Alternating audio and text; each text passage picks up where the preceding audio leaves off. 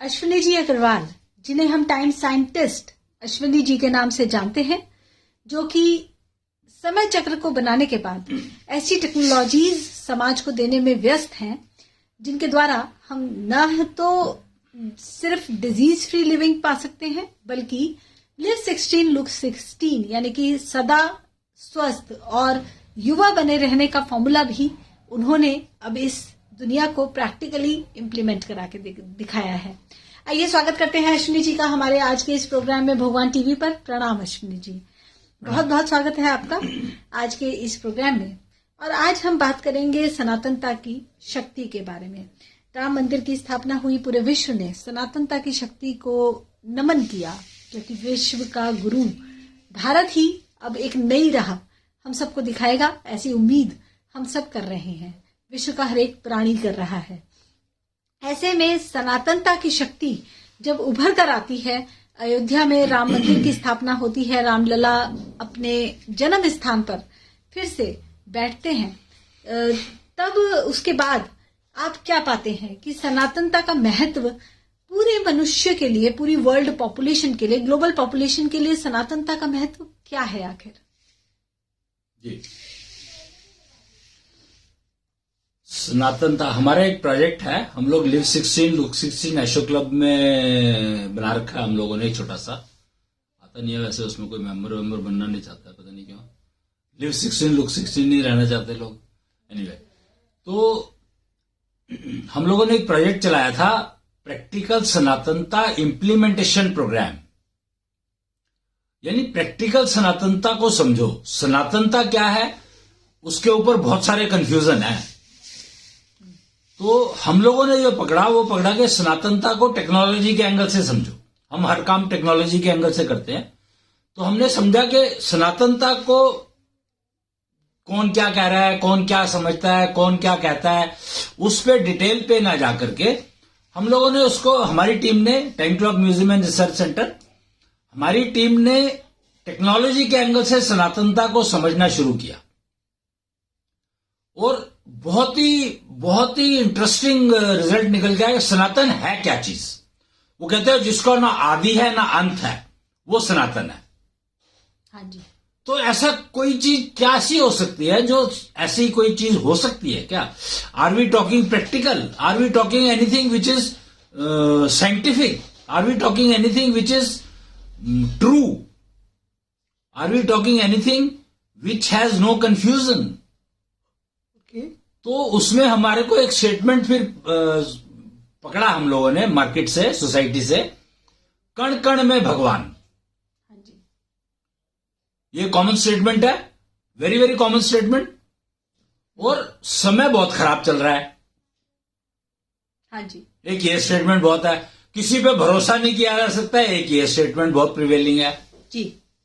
और crime against women जी, crime against women का जो सिस्टम पोजीशन है वो ऐसी हो गई है कि समझ ही नहीं आ रहा कि वो उसको कम कैसे किया जाए। सारी दुनिया एक ही काम पे लगी है कि किसी तरह से क्राइम अगेंस्ट वुमेन खत्म हो जाए जी, कम हो जाए, रिड्यूस हो जाए। तो क्राइम अगेंस्ट वुमेन खत्म हो जाए या रिड्यूस हो जाए, क्यों क्राइम अगेंस्ट मैन क्यों नहीं? अश्विनी जी, मेरा एक बहुत सीधा सा प्रश्न है जी। बहुत ज्यादा ज्ञान मुझे है नहीं, लेकिन सनातनता की शक्ति के बारे में हम हमेशा से ही सुनते रहे हैं भारत में। मैं स्वयं एक हिंदू परिवार में जन्मी हूँ, पली बड़ी हूँ, तो ये मानती भी हूँ कि एक प्राकृतिक रूप में मैंने देखा है कि हिंदुओं का स्वभाव निर्मल होता है, या नेचुरल वे में उनमें एक सामाजिक समरसता बनाए रखने का व्यवहार होता है। और इसीलिए शायद भारत ने कभी किसी भी देश पर आक्रमण नहीं किया। We have never been attacking, we have always been defending ourself. दूसरों के आक्रमण से हमने अपने आप को बचाया है, लेकिन किसी पर कब्जा कर लेने की नीयत भारत की कभी नहीं रही है। लेकिन मेरा सीधा सा एक प्रश्न है कि एक ऑफिस में कुछ लोग काम करते हैं, एक क्लास में कुछ बच्चे पढ़ते हैं और उनमें से 4 बच्चे तिलक लगाकर, कलावा बांधकर या मुंह में राम राम जपते हुए या हनुमान चालीसा पढ़ते हुए अगर आते हैं, तो क्या उनके बिहेवियर में, उनकी परफॉर्मेंस में, उनकी एफिशिएंसी में कुछ फर्क आ जाएगा। भाई हम तो सनातनता की बात कर रहे हैं ना, उसमें ये सारे प्रोसीजर तो कुछ आता ही नहीं है। पहले सनातनता को समझोगे तो उसके बाद पता लगेगा कि क्या है। सनातनता शब्द को तो समझो पहले, सनातनता टेक्नोलॉजी को तो समझो, टेक्नोलॉजी के एंगल से सनातनता समझोगे तो आपको पता लगेगा कि हम क्या बात कर रहे हैं। जैसे मैंने अभी कहा कि कण कण में भगवान, हम जब इस प्रैक्टिकल सनातनता इम्प्लीमेंटेशन प्रोग्राम हम लोगों ने शुरू किया तो उसके बाद ही तो ये स्टेटमेंट्स मार्केट में समझ में आई, जो मैंने अभी 3 स्टेटमेंट बताई आपको कि समय खराब चल रहा है, भरोसा नहीं किया जा सकता, वगैरह वगैरह। तो कण कण में भगवान, तो हमने कण कण में भगवान जो कि बहुत ज्यादा प्रिवेलिंग है उसको समझने की कोशिश की। तो कण कण में भगवान के जब साइंटिफिक एंगल से इसको हमने समझा तो एक होता है मॉलिक्यूल, फिर होता है एक एटम, फिर एटम के अंदर कंपोनेंट होते हैं, प्रोटॉन हो गया, न्यूट्रॉन हो गया, इलेक्ट्रॉन हो गया, फोटोन हो गया, फलाना ढिकाना, बहुत सारे होते हैं, 50 कंपोनेंट बताए गए हैं। हाँ जी। बट उन कंपोनेंट का हम क्या करें, बेकार है हमारे लिए, क्योंकि वो तो अपने आप में एक यूनिट हो गई। हाँ जी। बट द की इज कण कण में भगवान का क्या मतलब हुआ यहां पर, उस इलेक्ट्रॉन में भगवान कहां है जी, क्योंकि इलेक्ट्रॉन तो एक कण हो गया, एटम एक कण था, कण के अंदर एक और उसको डिवाइड किया तो एक और कण निकल के आया इलेक्ट्रॉन, फिर उसको एक और न्यूक्लियस निकल के आया, न्यूक्लियस को डिवाइड किया तो प्रोटॉन निकल के आया। तो वो सारे कण हैं, तो उन कणों में भी तो भगवान होगा। जो कण कण में भगवान है तो नेचुरल सी बात है वहां पर भी होगा जी। तो ये समझने के लिए जब हमने समझा तो हमें 1 मिनट, मतलब 1 मिनट भी नहीं लगा। परमाणु बम हमारे दिमाग में तुरंत आया कि यार परमाणु बम क्या है। तो परमाणु बम का मतलब है अनलिमिटेड ऊर्जा। तो काम खत्म कि ऊर्जा को भगवान कहा गया है। कण कण में भगवान का मतलब ऊर्जा है, और ऊर्जा हर कण में मिलेगी आपको। और ऊर्जा की कैरेक्टरिस्टिक देखो, वो कभी खत्म होती नहीं सकती, कभी भी ऊर्जा खत्म नहीं होती है। ऊर्जा को कोई पैदा नहीं कर सकता, ऊर्जा को कोई खत्म नहीं कर सकता, सनातन है। एकदम डिफाइन हो गया कि सनातन का मतलब ऊर्जा, एनर्जी। आप एनर्जी की बात कर रहे हैं, कण कण में भगवान की आप बात कर रहे हैं, तो एक साधारण सा प्रश्न जो किसी भी पढ़े लिखे मनुष्य के दिमाग में आता है, अगर हिंदू के भीतर भगवान है तो मुस्लिम के भीतर भी भगवान है। बात भगवान की हो ही नहीं रही ना, बात तो कण कण की हो रही है जी। तो जहां पर कण है उसमें भगवान है ही। क्या आपको, और भगवान का रूप मैंने बताया, भगवान किसको कहा गया है मैं वो बता रहा हूं। भगवान देवता को नहीं कहा गया है, देवता भी कणों से बने हैं, देवी भी कणों से बनी है। तो मैं यहां पर ऊर्जा की बात कर रहा हूं। भगवान को जो नॉर्मली एक्सप्लेन किया गया है वो क्या किया गया है, भगवान को जो एक्सप्लेन किया गया है वो किया गया है भ से भूमि, ग से गगन, व से वायु, अ से अग्नि और ना से नीर यानी जल। तो पर जल तो अपने आप में पूरे कणों से ही बना हुआ है। तो इसका मतलब ऊर्जा कहां, वो जो भगवान है वो है कहां। आपने 5 नाम तो ले दिए, पर मरे हुए और जीवित प्राणी में फर्क क्या है। तो फर्क है ऊर्जा का, कि मृत प्राणी में ऊर्जा नहीं है और जीवित प्राणी में ऊर्जा है। जो कण फंक्शनल है उसमें ऊर्जा है। तो अब यहां हमने जब सनातनता की बात करनी शुरू की थी और मैंने आपसे ये पूछा कि हिंदू और मुस्लिम में क्या फर्क है, तो क्या आपको लगता है कि हिंदू और सनातनता ये दोनों अलग अलग कॉन्सेप्ट हैं? हाँ बिल्कुल। हिंदू की जब बात करते हैं हम तो वो एक प्रोसीजर है, एक सिस्टम है प्रैक्टिकल सनातनता को प्राप्त करने का। तो प्रोसीजर तो किसी और रिलीजन का भी हो सकता है ना, मैंने कब मना किया। हर प्रोसीजर पंथ कहा जाता है। पंथ का मतलब प्रोसीजर, कि आप जो है ये प्रोसीजर अडॉप्ट करोगे तो आपको। अब एक बात बताओ मेरे को कि आपने चलो सनातनता प्राप्त कर रहे हो या भगवान को प्राप्त कर रहे हो। प्रॉब्लम कहां है कि हर उसमें पंथ में भगवान को प्राप्त करने की प्रोसीजर बने हुए हैं। तो भगवान को प्राप्त करके करोगे क्या तुम? क्योंकि हर कण में भगवान है, तो भगवान तो है ही, तो उसको तुम प्राप्त किस लिए कर रहे हो? मेरे को यह समझ में नहीं आया। किसी भी रिलीजन, किसी भी पंथ की बात करो कि आपको भगवान मिल जाएगा, तो भगवान तो भैया हर उसमें है ही, कण में है, कण कण में भगवान है, तो तुम्हें मिलेगा क्या?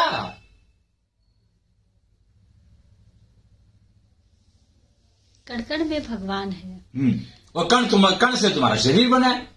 जब हम नमस्ते करते हैं तो इसका जो मैंने अर्थ समझा है वो ये कि मैं आप में विद्यमान ईश्वर को नमन करती हूँ, इसी को नमस्ते। नहीं, तो ये गलत समझा ना आपने, यही तो गलत समझा कि आपने कणों को जुड़ा हुआ एक वो बना दिया, यूनिट बना दी, और उसको नमस्ते कह दिया, और उसको कह दिया भगवान को नमस्ते करियो, मैं तुझे नहीं कर रही हूं। मतलब आप सोचो, इंसान इंसान में फर्क हो गया ना। इंसान इंसान में फर्क क्यों हुआ? हाँ जी। क्योंकि आपने कहा मैं तो भगवान, आपके अंदर जो भगवान है उसको नमस्ते कर रहा हूं, आपको नहीं कर रहा मैं। हाँ जी। तो ये इसका क्या मतलब हुआ भाई? तो उसको, जब मेरे को अगर तू नमस्ते नहीं कर रहा, then don't expect answer from me. Why do you expect answer from me? अगर मैंने नमस्ते किया तो तुम उसका जवाब दो। अगर तुमने भगवान को किया तो भगवान देगा जवाब, अगर देना होगा उसको दो, मैं क्यों दूं? बात को समझो कि आपने नमस्ते किसी को करी है, या जो भी कोई वो यूज किया है शब्द, वो आपने किसके लिए यूज किया है? जो सामने खड़ा है उसके लिए, या उसके अंदर जो भगवान बैठा है उसके लिए? अगर आपने उसके अंदर जो बैठा है भगवान उसके लिए किया है, तो जवाब को एक्सपेक्ट मत करना, फिर मत कहना कि उसने मेरी बात नहीं सुनी। तो आप ये समझ करके करो कि हाँ, मैं आपको ही नमस्ते कर रहा हूं, मुझे नहीं पता आपके अंदर कौन बैठा है कौन नहीं बैठा। और लोगों के अंदर तो शैतान भी होता है। ये किसने कहा कि खाली भगवान होता है? शैतान नहीं होता क्या? क्राइम जो करते हैं उनके अंदर शैतान था, तभी तो क्राइम किया उसने, नहीं तो कैसे करता? जो क्राइम करवाता है दूसरे के अगेंस्ट में, या दूसरे को नुकसान पहुंचाने का काम करता है, तो वो शैतान ही करेगा ना। हाँ जी। फिर तो इसलिए इसका जो वो वैलिड, वो क्या कर रहा है, कहना शुरू किया लोगों ने कि हर इंसान में भगवान और शैतान दोनों है। हाँ, ये भी एक। तो फिर आपने नमस्ते करी किसको? भगवान को करी कि शैतान को करी? अगर दोनों है, और आप में भी जब दोनों है, हर इंसान में अगर दोनों है, तो आपने आपके कौन से वाले हिस्से ने नमस्ते करी किसको?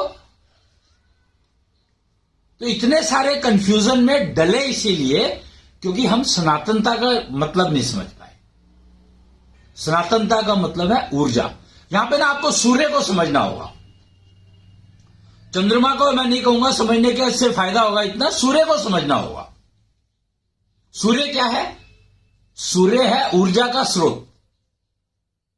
सूर्य को ऊर्जा का स्रोत माना जाता है। हाँ जी। है ना जी। तो सूर्य है ऊर्जा का स्रोत, इसीलिए सूर्य को परमात्मा कहा गया। बिल्कुल ठीक है। ठीक है जी। तो सूर्य में दो चीजें हैं, जी। एक तो स्रोत, और उसको वो भेज रहा है, सेंडिंग सिस्टम, ट्रांसमिटिंग सिस्टम। हाँ जी। अगर वो नहीं हो, ट्रांसमिटिंग सिस्टम नहीं हुआ, तो फिर उसके बाद स्रोत हो भी तो क्या फर्क पड़ता है? ठीक है जी। ठीक है। ओके। अब सूर्य जो है उसमें जो स्रोत है वो है नारायण। हाँ जी। और जो सूर्य का प्रकाश है जी, वो क्या है? वो नारायण की ही चमक है। नहीं, वो है नारायणी। हाँ, ये तो वही है, आप मतलब चांद है और उसकी चांदनी है ना। हाँ, तो चलो उसी, ये और भी बेटर हो गया कि नारायण सूर्य के अंदर जो बैठे, स्रोत है, जो सोर्स है, वो है नारायण। हाँ जी। और जो प्रकाश है वो है नारायणी। ठीक है। तो हर नर नारायण है।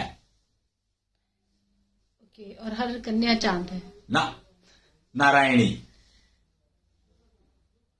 यही फर्क है। यही नहीं समझ में आया कि लोगों को कि हर कन्या नारायणी है, मणि है, मणि युक्त कन्या होनी चाहिए। चांदनी मणि युक्त नहीं होती है, चांदनी उधार की है, सूर्य से उधार लेती है तो चांदनी मिलती है। तो हर कन्या नारायणी है। और अगर ये बात समझ में आ जाए, परिवार देखो कितने बढ़िया हो गए। रामलला की स्थापना हुई है। अभी आपने श्री राम जी का वो जो मंदिर बना है उसमें रामलला की स्थापना हुई है। जी। रामलला कौन? 5 वर्ष के श्री 5 वर्ष के। जी। तो और सूर्यवंशी है। जी। इसीलिए कहा कि अब सनातन दिखने लगेगा, दिखने लग गया। सूर्य दिखता है, सूर्य दिखता है। सनातन क्या? सनातन धर्म या सनातन? नहीं, सनातन का मतलब है ऊर्जा। तो सोर्स ऑफ एनर्जी अब पृथ्वी पर बैठ गई है आकर के। पर अश्विनी जी, सूरज हमेशा से था। बात सूरज की नहीं हो रही है, बात नारायणी की हो रही है। सूरज तो चल रहा है, सोर्स का क्या करोगे भाई? वो सोर्स बेकार है। जो सोर्स अगर अपनी जो सोर्स जिस चीज का सोर्स है वो अगर नहीं दे पाता किसी को, या वो उसकी जो कंटेंट है वो उपलब्ध नहीं है, तो सोर्स का करोगे क्या? जी बिल्कुल। आप सोचो एक बात को कि एक सोर्स है, एक कन्या है। मैं यहां पर एग्जांपल लेता हूं कि वो समा और the other किसी कारण से मां नहीं बन सकती, कोई भी कारण हो। जी। तो उसको वो अपने जीवन को क्या समझती है? बेकार। क्यों? एक खालीपन उसमें रहता है। कैसे? पूरी नारी है, अपने आप में कंप्लीट है, वो कंप्लीट है। एक से मां तो नहीं बन सकती। तो मां तो किसी भी बच्चे को गोद ले ले मां बन गई। पता नहीं मुझे, लेकिन ऐसा वही में देखा तो ये सारा कंफ्यूजन फैला क्योंकि हम सनातन को नहीं समझ पाए, कण कण में भगवान को नहीं समझ पाए। और यही समझाने के लिए अब रामलला आकर के बैठे हैं। अब मंदिर की बात नहीं कर रहा हूं, मैं सूर्य पर जा रहा हूं, क्योंकि हम लोग कण कण में भगवान को समझने की कोशिश कर रहे हैं। तो कण कण में भगवान को अगर समझना है तो आप ये समझो कि सोर्स ऑफ एनर्जी नारायण है, लेकिन वो सोर्स ऑफ एनर्जी एक यूजफुल प्रोडक्ट बन जाए या यूजफुल सिस्टम बन जाए, वो नारायणी है, प्रकाश। वो सोर्स का, वो बल्ब का फायदा क्या है जो रोशनी ना दे सके? आपने बल्ब लगा रखा है और अंधकार है, और वो बल्ब किस काम का जो आपको रोशनी ना दे सके? तो इसका मतलब क्या हम ये समझें कि हर पुरुष नारायण है और उसे स्त्री के साथ जुड़ना चाहिए, या उसकी पत्नी उसके लिए नारायणी हो गई? नहीं, मैं ये नहीं कर रहा हूं। नर और नारी को समझो। पत्नी और पुरुष, यहां पे पति पत्नी रिश्ते कहां से आ गए? रिलेशंस की कौन बात कर रहे हैं? बात तो हम कर रहे हैं कि नर और नारायण को समझो। नर, नारायण और नारायणी। सूर्य से सब कुछ समझ, इसीलिए सूर्य को जल चढ़ाया, सूर्य को प्रणाम किया जाता है। सूर्य पूज्य है, इसीलिए है। सूर्य पिता कहलाता है, सूर्य पति कहलाता है। किसका? सूर्य पति किसका कहलाता है? सूर्य पिता कहलाता है मानव जगत का, पर पति किसका कहलाता है पता है आपको? सूर्य पति कहलाता है सारे ग्रहों का। सबको रोशनी देता है, पत्नियां हैं बल्कि सारी, नेचुरली, क्योंकि सारे ग्रह पत्नियां हैं। उसके सूर्य के बिना बेकार है सारे के सारे। सूर्य के बिना सब बेकार है ना जी। और सूर्य अगर अपनी जो एनर्जी को, ऊर्जा को बाहर देना बंद कर दे तो क्या होगा? सोचो आप। जिन देशों में सूर्य 6 महीने नहीं निकलता, या आप अपने को एक ऐसे कमरे में बंद कर लो जहां पर सूर्य आपको दिखाई ना दे, बिल्कुल सील्ड, तो क्या होगा? सफोकेशन होने लगती है, बीमार होने लगते हैं हम, हमारी बॉडी ही ठीक से काम नहीं करती। तो अगर ये, तो अभी तो तुम्हारी मर्जी थी, तुमने अपने आप को अलग कर लिया। सूर्य अगर अपने आप को छुपा ले तो भी लिविंग लाइफ पॉसिबल नहीं हो सकती पृथ्वी पर। इसीलिए वो पिता है सबका, लेकिन पति किसका है ये समझो। हमने ये नहीं समझा कि वो पति किसका है। अच्छा, धरती हमारी माता हो गई और धरती के पिता हो गए सूर्य। नहीं, धरती के पिता नहीं, धरती के पति। हाँ। और हमारे पिता यस सूर्य हैं। यस, तो इसीलिए उन्हें परम पिता या Exactly. परमात्मा कह दिया। एग्जैक्टली। और धरती जो है मणि होनी चाहिए। धरती जो है सूर्य के प्रकाश पर डिपेंडेंट नहीं होनी चाहिए। जैसे चंद्रमा है, अब यहां पर चंद्रमा को समझो। चंद्रमा एक मणि है। चंद्रमा तो सूर्य के प्रकाश पर निर्भर करता है। प्रकाश से चार्ज होती है वो। हर कन्या बने मणि, हाँ जी। वो एक पोएम है शायद कहीं पर, अगर आप पढ़ेंगे तो, हर कन्या बने मणि। तो मणि देवकी ने एक ये प्रोजेक्ट शुरू किया था कि हर कन्या को मणि बनाना है जी। तो वो प्रोजेक्ट का मतलब यह है प्रैक्टिकल सनातनता इम्प्लीमेंटेशन। जब प्रैक्टिकल सनातनता नारी में इंप्लीमेंट होनी शुरू हो जाएगी जी। तो वो मणि के रूप में काम करेगी। तो क्राइम मणि के अगेंस्ट में हो नहीं सकता। मणि की ताकत और हीरा, हीरा तो बेकार है, डायमंड किसी काम का नहीं है। डायमंड को दिखने के लिए बहुत सारे रिसोर्सेज चाहिए बाहर से। डायमंड को डायमंड बनाने में, तो मणि को बनाने में कुछ नहीं चाहिए। मणि अपने आप में चमकती है। वो मणि जो होगी, कन्या बने मणि का मतलब क्या है? निरोगी काया 100% संभव है अगर सूर्य का प्रकाश जो है, नारायणी जो है, उसको हर कन्या उस नारायणी को अपने अंदर एब्जॉर्ब कर सके। और सूर्य 2 प्रकार की एनर्जी देता है, एक पीताम्बरो एनर्जी मेल के लिए और ब्लू ब्रिजो एनर्जी फीमेल के लिए।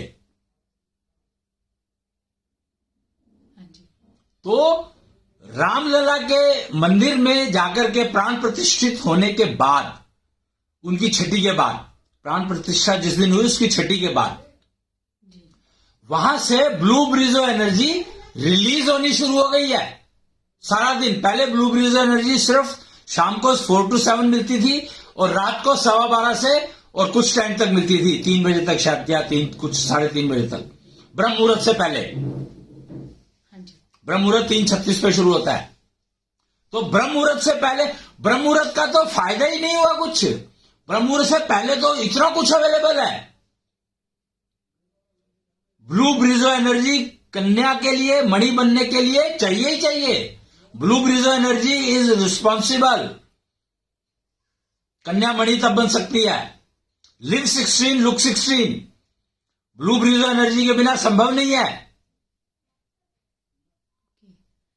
तो सनातनता का मतलब क्या ये हुआ कि हम लिव 16 लुक 16 में रहें? नहीं, मणि बनना है। हर कन्या को मणि बनना है और हर पुरुष को नारायण बनना है। यहां पर नारायण बनने का मतलब ये नहीं कि नारायण बन जाओगे तुम। नारायण के द्वारा दी गई, सोर्स के द्वारा दी गई ऊर्जा उपयोग कर पाओगे। अपने जीवन को सर्वश्रेष्ठ, मानव जन्म सर्वश्रेष्ठ कहा गया है सारी योनियों में, तो उस सर्वश्रेष्ठता को क्राइम करके बेकार कर दोगे आप। क्रिमिनल मेंटालिटी मतलब क्या? ये 2 रुपए के लिए भागते रहोगे, उसके पीछे 2000 पड़े हैं, वो दिखाई नहीं देते क्योंकि 2 रुपए दिख रहे हैं बस। विजन को बड़ा करो, कहते हैं ना कि विजन, अपनी विजन को बड़ा करो। उसका मतलब क्या है? विजन बड़ी कैसे होगी जब तक आपके अंदर ऊर्जा नहीं होगी तो, और वो ऊर्जा ही नारायणी ऊर्जा है। विवाह का जो कंसेप्ट शुरू किया गया था वो इसलिए शुरू किया गया था कि नर और नारी एक यूनिट, पिंड, यथा पिंडे तथा ब्रह्मंडे को समझो। यथा पिंडे तथा ब्रह्मंडे में पिंड जो है वो गर्भ के अंदर जब बच्चा होता है उसको कहा गया है। वो नर और नारी मिलकर के पिंड कहलाते हैं, एक पिंड, एक यूनिट। राम रचित परिवार बनाओ। जो रामलला की स्थापना हुई है, अब वो परिवार बनाएंगे। 5 साल के हैं ना, बड़े होंगे तो परिवार बनाएंगे। तो राम रचित परिवार बनाना है आपको। उसकी जानकारी, उसकी सूचना, उसकी इंफॉर्मेशन, उसकी टेक्नोलॉजी, वो सब कुछ देने के लिए रामलला आए हैं 5 साल के।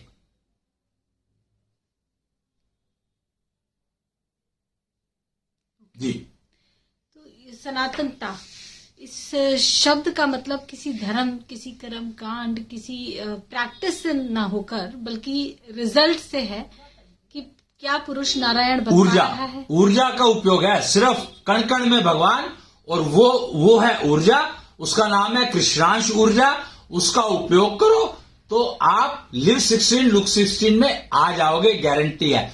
प्रोसीजर कोई भी अडॉप्ट कर लो,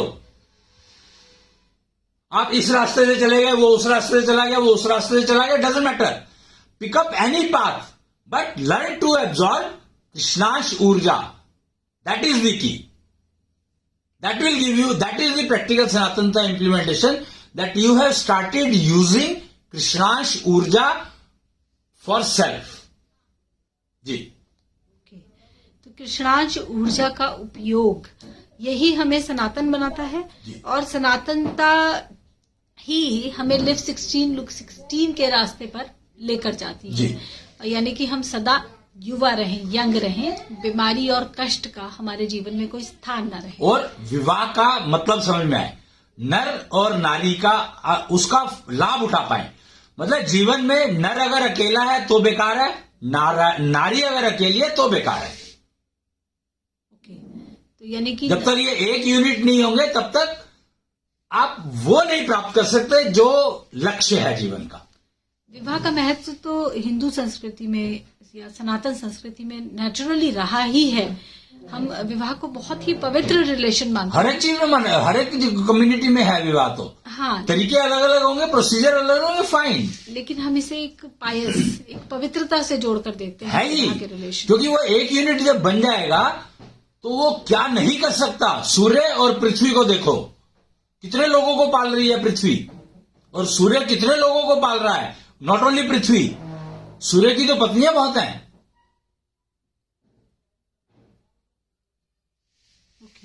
जी, तो नर और नारी के कॉन्सेप्ट को समझना होगा, क्योंकि अभी मुझे लगता है कि जो हमारा प्रिवेलिंग विश्वास है विवाह को लेकर, पति पत्नी को लेकर, उसमें कहीं कुछ फॉल्ट है, क्योंकि पति पत्नी मिलकर अपनी ही संतान को नहीं पाल पाते ठीक से।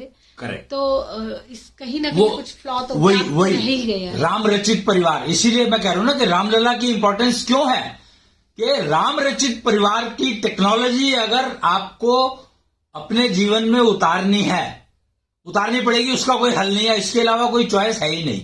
तो ब्लू ब्रिजो एनर्जी और पीताम्बरो एनर्जी का उपयोग करना सीखो। वो ब्लू ब्रिजो एनर्जी और पीताम्बरो एनर्जी अयोध्या के उस मंदिर से अब रिलीज हो रही है। रिसीव आपको करनी पड़ेगी, आपको उस योग्यता, आपको वो एलिजिबिलिटी, आपको वो योग्यता प्राप्त करनी पड़ेगी जो आपको प्राप्त होगी कृष्णांश ऊर्जा के उपयोग करने से।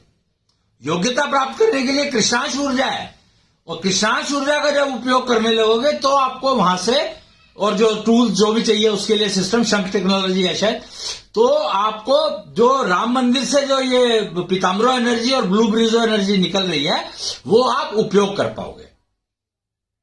जी, ऊर्जा का उपयोग, कृष्णांश ऊर्जा का उपयोग, जिसमें पीताम्बरो एनर्जी और ब्लू ब्रिजो एनर्जी दोनों ही इंपॉर्टेंट है। जी, क्या इन दोनों को मिलाकर ही कृष्णांश ऊर्जा कहा गया है? नहीं, वो अलग है, तीन हो गए। कृष्णांश ऊर्जा योग्यता दिलाती है, और पीताम्बरो एनर्जी पुरुष को नारायण रूप में अपग्रेड करती है, और स्त्री को नारायणी रूप में। Krishnansh Urja is only to get eligibility of what? To receive blue Brijo और Pitambaro energy available in the atmosphere due to Ram Mandir. Krishnansh Urja is to attain eligibility, and Pitambro energy makes a Purush Narayan रूप, and Blue Brizo energy makes a female Narayani. Yes. And यही सनातनता का आधार है। और चंद्रमा को आप छोड़ दो, क्योंकि चंद्रमा जो है ना भटकाता है, तो चंद्रमा को छोड़ दो। चंद्रमा भटकाता है कैसे? चंद्रमा की 27 पत्नियां पता है आपको? 27 नक्षत्र हैं। वो जो भी कह लो, जैसे सूर्य की बहुत सारी पत्नियां, तो सूर्य की भी तो ऐसे ही चंद्रमा की भी बहुत सारी पत्नियां। वही मैं कह रहा हूं, तभी मैंने नाम लिया चंद्रमा का, कि चंद्रमा को छोड़ दो। क्यों कहा मैंने? सूर्य की भी पत्नियां हैं, चंद्रमा की भी पत्नियां हैं। सूर्य की जो पत्नियां हैं वो मतलब नारायण और नर बनने की प्रेरणा देते हैं। ओके। और चंद्रमा की जो पत्नी है वो कहती है अच्छा है खराब है साथ ले ले कोई बात नहीं। चंद्रमा में पहचान नहीं है। चंद्रमा की समस्या यही है कि चंद्रमा को पहचान ही नहीं है कि अच्छा कौन है खराब कौन है। सब साथ आ जाओ, चाहे अच्छे हो तुम तो भी आ जाओ, खराब हो कोई ग्रह खराब है तो भी चल मेरे साथ, जो कोई ग्रह ठीक है तो भी चल मेरे साथ, मतलब उसको कोई फर्क ही नहीं पड़ता। चंद्रमा एक ऐसा एंटिटी है यूनिवर्स में जिसको कोई फर्क नहीं पड़ता, कोई भी उसके साथ हो लो चल देता, वो कहता है आ जाओ यार आ जाओ आ जाओ आ जाओ, अच्छा है खराब है गलत है ठीक है, उसको कोई लेना देना नहीं है। इसलिए चंद्रमा को छोड़ दो भाई, छोड़ दो, जितनी जल्दी छोड़ दोगे अच्छा रहेगा। खासकर फीमेल्स छोड़ दे चंद्रमा को, कुछ नहीं मिलने वाला, कुछ भी नहीं मिलने वाला। सूर्य दोनों दे रहा है क्योंकि चंद्रमा भी भिखारी है, सूर्य से ही लेता है। चंद्रमा में जो चमक है, जो पूर्णिमा की जो चमक है वो ब्लू ब्रीज एनर्जी से ही आई है। और जो अमावस की जो चमक है, अमावस का जो गुण है वो पीताम्बरों से आया है। उसको कुछ नहीं पता। चंद्रमा को इसीलिए कहता है जो मर्जी साथ आ जाओ मेरा कोई कुछ नहीं बिगाड़ सकता। चंद्रमा की खासियत क्या है कि चंद्रमा को पता है मेरा कोई कुछ नहीं बिगाड़ सकता, तो इसलिए आ जाओ मेरे साथ, क्या है तुम मेरा तो कुछ नहीं बिगाड़ सकते, अपने ही बिगाड़ोगे जो कुछ बिगाड़ोगे। तो चंद्रमा मस्त रहता है, कहता है जो मर्जी करो यार तुम, कोई फर्क नहीं पड़ता। तो सूर्य कहते हैं ना, गलत नहीं करने दूंगा, गलत नहीं करने दूंगा। अच्छा, यही फर्क है कि सूर्य में छल को कुचलने के गुण हैं। यस। जबकि चंद्रमा छल को कुचलता नहीं है। कैसे कुचले, वो तो बढ़ाता है, वो कहता है भैया आ जाओ आ जाओ आ जाओ आ जाओ। हाँ, चंद्रमा की रोशनी में हम छल कर पाते हैं, पर सूर्य की रोशनी में सब कुछ साफ साफ दिखता है। करेक्ट। और जलाता भी है सूर्य की अग्नि। बिल्कुल। जबकि चंद्रमा की अग्नि सिर्फ शीतलता, सिर्फ ठंडक, सिर्फ स्नेह और शांति ही देती है। भगवान जाने क्या देती है, पर भगवान ही जाने क्या देती है। कण कण में भगवान बहुत खतरनाक चीज है। वैसे अश्विनी जी, बहुत ही खूबसूरत तरीके से आज आपने हमें सनातनता का कॉन्सेप्ट समझाया है। प्रैक्टिकल सनातनता इम्प्लीमेंटेशन प्रोग्राम, जो कि अपने एक पहले चरम को क्रॉस किया है रामलीला की स्थापना के साथ ही, और अब ये प्रोजेक्ट जो कि एक ग्लोबल प्रोजेक्ट है, नेचुरली विश्व की हरेक प्राणी तक पहुंच ही गया है। सूर्य को कोई रोक नहीं सकता भाई। सूर्य को देखने के लिए लोग तरसते हैं, समझो बात को। चंद्रमा को देखने के लिए कोई तरसता नहीं है, सूर्य को देखने के लिए सब तरसते हैं। सूर्य अगर दिन में छुप जाए चंद्रमा तो दिखाई दे जाएगा, और लोग कहेंगे ना हमें नहीं चाहिए। तो आज के लिए हम यहीं पे समाप्त करते हैं जी। बहुत बहुत धन्यवाद आपका अश्विनी जी। जय भगवान। जय जय भगवान।